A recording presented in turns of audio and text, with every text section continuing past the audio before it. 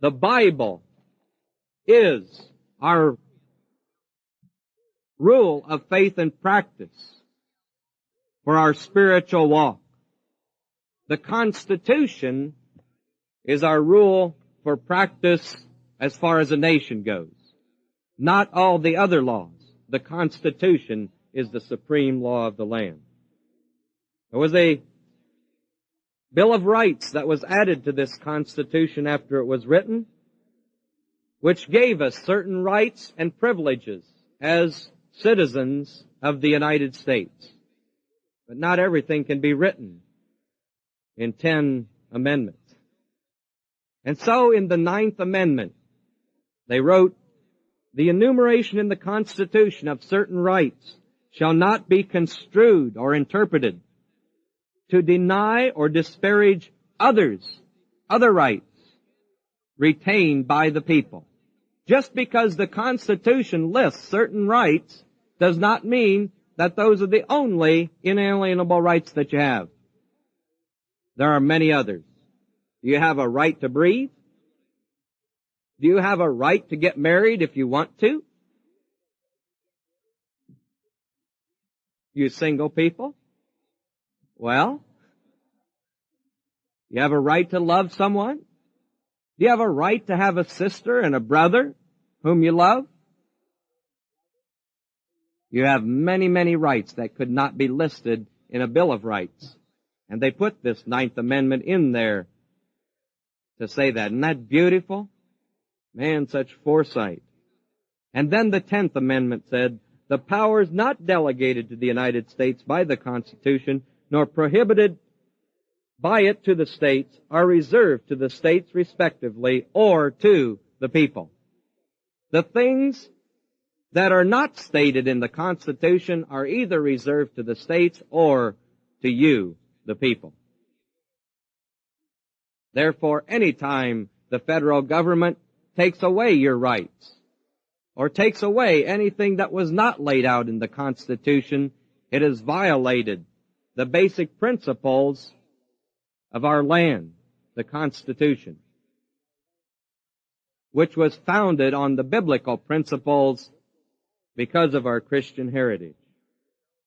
John S. Lynn, the adult roving ambassador for Indiana, said in our camp, our Way Family Camp in Pennsylvania this last month, "A wise and frugal government shall restrain men from injuring one another, shall leave them otherwise free to regulate their own pursuits of industry and improvement, and shall not take from the mouth of labor the bread it has earned. This is the sum of good government." When government drifts away from these principles of liberty and starts taking away the freedom of people, you no longer have a good government. You no longer have a government that promotes liberty. You no longer have a limited government, which is the best government. When it drifts away from the principles of liberty, it begins to establish laws which take away the freedom of individuals. The rulers in that nation begin to rob its people of their rights, privileges, and material possessions. Have any of you ever heard of Davy Crockett? Most people remember him as some great warrior that fought down in the Alamo in Texas. Davy Crockett served 3 terms as a congressman for the United States from Tennessee. And Davy Crockett was a man who believed in limited government, and he didn't care for government handouts.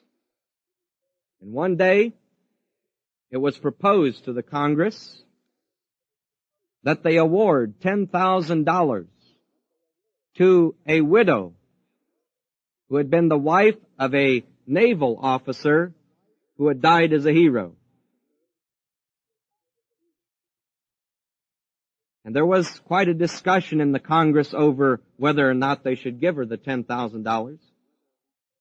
And Davy stood up and he said, "No one is more sympathetic with this poor bereaved widow than I am.